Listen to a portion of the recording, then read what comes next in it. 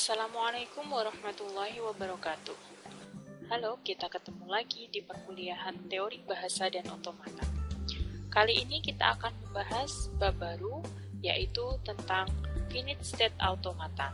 Masih bersama saya, Diah Mustikasari.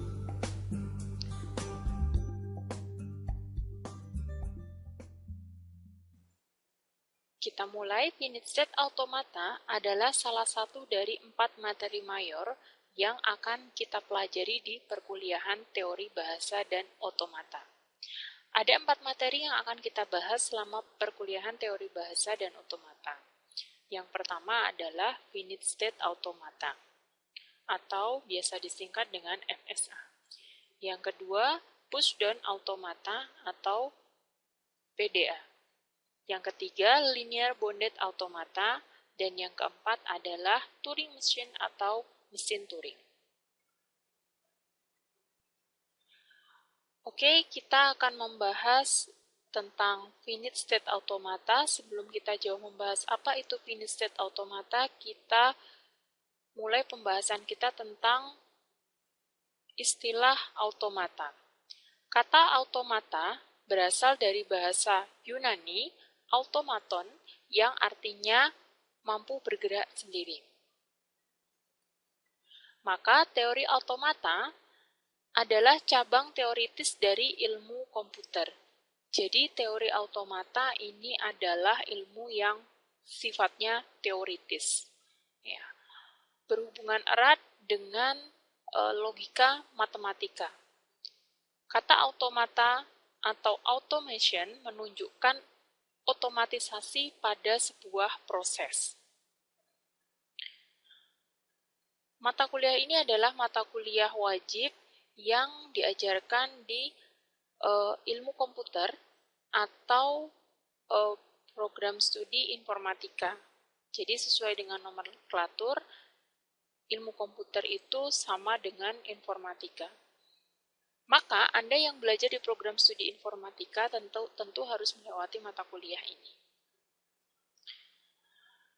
Pada awalnya, banyak sekali ilmuwan yang mengembangkan tentang automata dari berbagai aspek.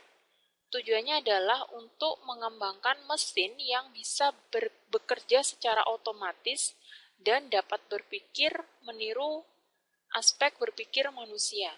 Jadi, tujuannya adalah membuat sebuah mesin yang mempunyai pola berpikir atau meniru pola berpikir manusia, tapi bisa berjalan secara otomatis.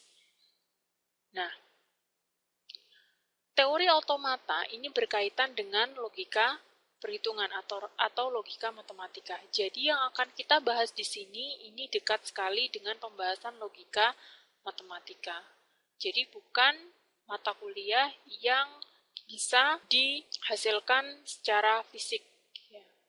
Karena yang kita pelajari di sini adalah mesin teoritis, bukan mesin fisik. Oke. Kita lanjutkan sedikit sejarah tentang FSA. Jadi FSA ini dipelajari atau automata dipelajari oleh berbagai ilmuwan dari berbagai bidang. Namun secara resmi pada tahun 1943, 2 orang neurofisiologis mendeskripsikan FSA, Finite State Automata, dalam kajian ilmunya yang berjudul A Logical Calculus Immanent in Nervous Activity. Kemudian penelitian pun berlanjut kepada mesin Mealy dan mesin Moore di tahun sekitar 10 tahun setelahnya, dan penelitian inilah yang mendasari pada mesin Mealy dan mesin Moore. Ini nanti juga akan kita bahas. Ini sedikit sejarah tentang FSA. Nah, kita kembali lagi ke Finite State Automata. Finite State Automata, sekali lagi, bukanlah mesin fisik, tetapi adalah sebuah model matematika. Ya, suatu model matematika. Jadi apa yang nanti akan kita pelajari di sini adalah model matematika atau logika matematika. Ya, yang membicarakan tentang suatu sistem yang menerima input, kemudian bisa berpindah dari satu keadaan ke keadaan yang lain, yang pada akhirnya mencapai output. Ya, jadi nanti kita akan berbicara tentang input, tentang state atau keadaan, kemudian tentang output. Jadi, mesin finite state automata merupakan mesin otomata dari bahasa reguler. Anda sudah mempelajari apa itu bahasa reguler di pertemuan-pertemuan sebelumnya. Jadi nanti Anda bisa lihat lagi bahasa reguler mempunyai aturan-aturan tertentu di mana inputnya harus seperti ini, kemudian outputnya harus seperti ini. Ya, silahkan dibuka lagi, dibuka kembali materinya tentang aturan pada produksi tata bahasa reguler. Ini adalah dasar dari finite state automata.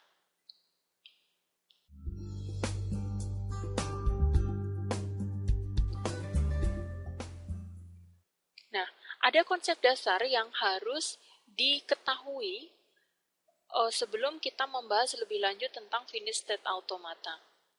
Konsep dasarnya adalah tentang variabel atau yang lebih dikenal dengan nama tuple pada finite state automata. Ada 5 variabel atau ada 5 tuple pada finite state automata, yaitu huruf P, kemudian huruf sigma, kemudian delta, transisi, kemudian S dan F. Huruf Q atau simbol Q menyimbolkan himpunan atau state kedudukan. Kemudian sigma itu himpunan atau simbol input atau masukan abjad. Kemudian delta fungsi transisi, huruf simbol S dan simbol F menyatakan state awal atau kedudukan awal dan state akhir. Mungkin sampai sini Anda masih belum memahami fungsi dari tuple ini. Jadi yang perlu diketahui sampai sini adalah apa itu Q, apa itu delta, dan apa itu S, dan sebagainya. Kita lanjutkan dengan contoh yang nanti kita pakai 5 tuple ini.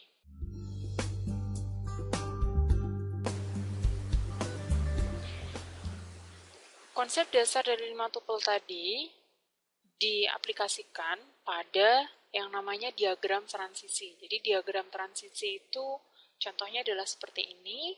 Diagram transisi adalah diagram yang menggambarkan sebuah logika matematika yang ada pada FSA atau finite state automata. Contoh diagram transisi adalah seperti yang ada pada tayangan. Ya. Di sana ada gambar lingkaran, kemudian ada busur panah atau anak panah, dan gambar lingkaran ada 2 jenis, ada yang 1 lingkaran, ada yang 2 lingkaran. Pada lingkaran terdapat simbol, ya, dan di anak panah juga terdapat simbol. Nah, apa simbol-simbol itu? Maknanya, kita pelajari satu persatu. Lingkaran menyatakan state kedudukan atau kondisi. Lebih mudahnya kondisi. Nah, labelnya itu ada di dalamnya. Jadi kondisi Q0, kondisi Q1, dan seterusnya. Busur panah itu menyatakan transisi atau perpindahan dari satu keadaan ke keadaan yang lain. Misalnya, Q0 adalah keadaan lampu mati, Q1 adalah keadaan lampu hidup.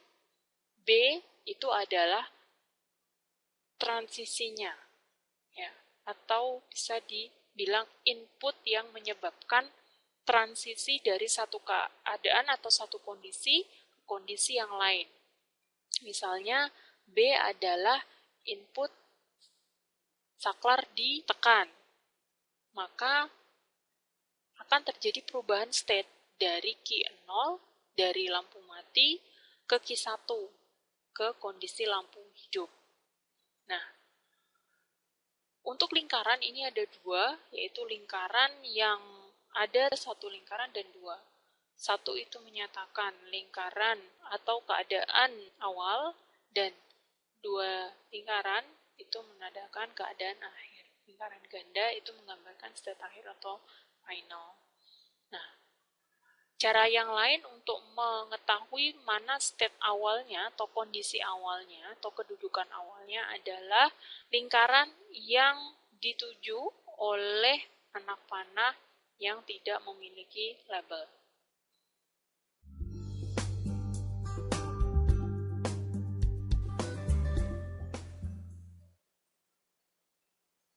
Nah, finite state automata itu memiliki dua jenis. Yang pertama adalah deterministic finite state automata,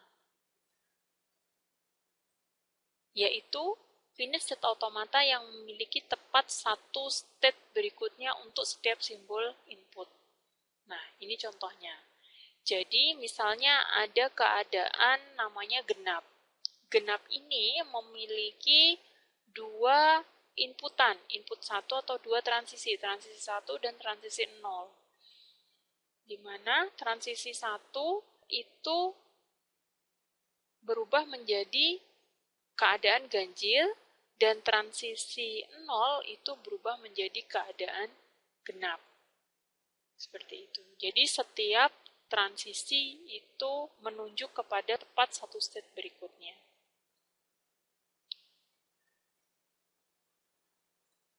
Jenis yang kedua adalah non-deterministic finite state automata. Nah, kebalikannya, non-deterministic finite state automata ini memiliki input dari suatu state-nya bisa bertransisi ke lebih dari satu state yang lain. Nah, contohnya seperti ini. Ya.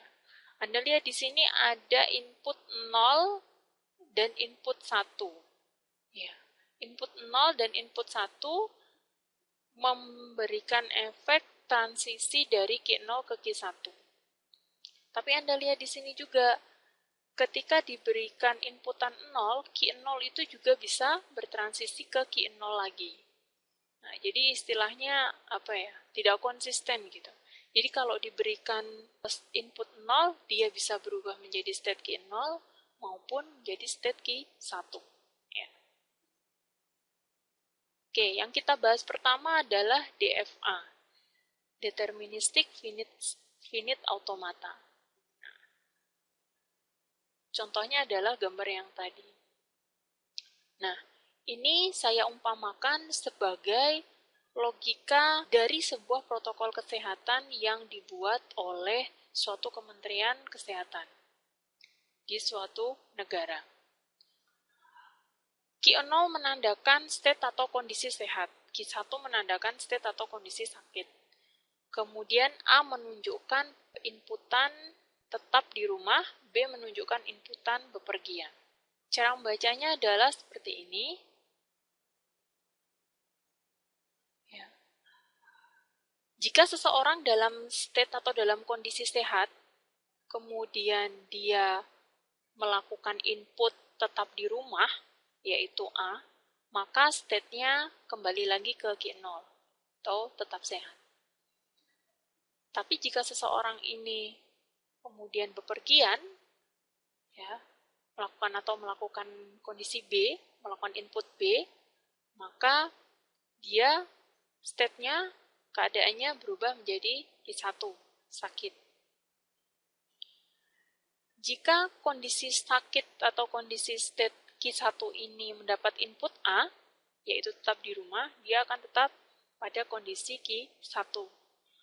Mendapatkan inputan B juga tetap pada kondisi Q1. Seperti itu. Jadi sekali lagi, yang kita pelajari ini adalah teori. Yang kita pelajari ini adalah logika. Jadi cara berpikir. Ya.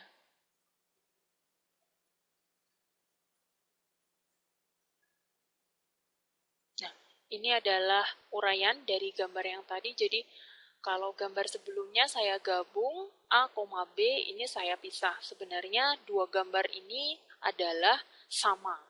Yang ini saya pisah, yang sebelumnya digabung. Inputannya A, B. Karena mempersingkat gambar. Oke. Mengacu pada konsep dasar tentang 5 tuple tadi, dalam hal ini atau sesuai dengan gambar itu tadi, maka key itu adalah key 0 dan key 1, ya. Himpunan state-nya key 0 dan key 1. Himpunan inputnya adalah A dan B. State awalnya adalah key 0, karena state yang dituju oleh busur panah tanpa simbol. Kemudian F atau final state-nya adalah key 1. Nah, kita akan berbicara tentang fungsi transisi. Ya. Transisi dari key 0 yang mendapatkan inputan A menjadi state key 0. Atau state atau kondisi sehat yang mendapat input tetap di rumah, yaitu A, bertransisi menjadi state atau berubah menjadi kondisi sehat.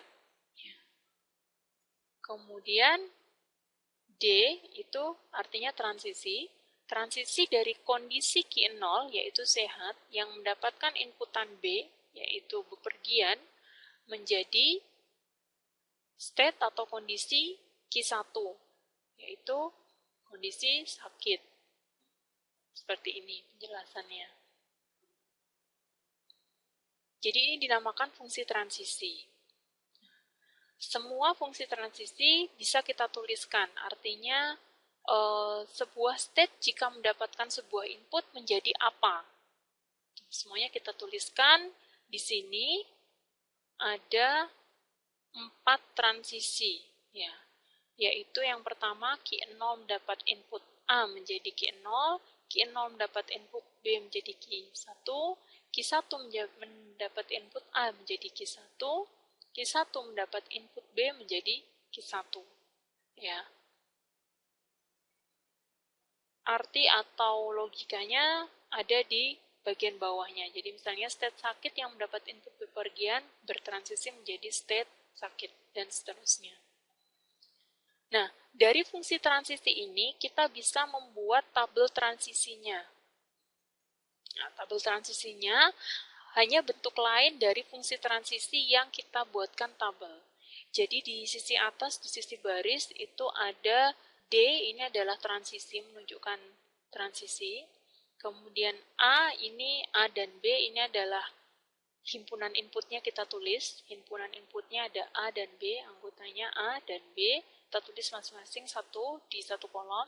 Kemudian bagian barisnya itu adalah himpunan state. Nah, ada berapa state di situ? Di sini ada 2 state, key 0 dan key 1.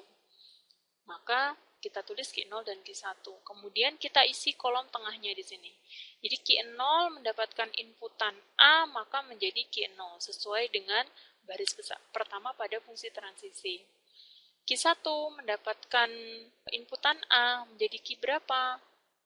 Menjadi apa? Key 1 jika mendapatkan inputan A menjadi key 1. Kita tuliskan seperti di sebelah sini. Key 0 mendapatkan inputan B menjadi state apa? Key 0 mendapatkan inputan B menjadi state key 1. Maka kita tuliskan di sini key 1. Key 0 mendapatkan key 1 mendapatkan inputan B, kita tulis menjadi apa? Key 1 mendapatkan inputan B menjadi state key 1. Seperti itu. Itu adalah cara mengidentifikasi 5 tuple yang ada, kemudian fungsi transisi, dan dari fungsi transisi menjadi tabel transisi.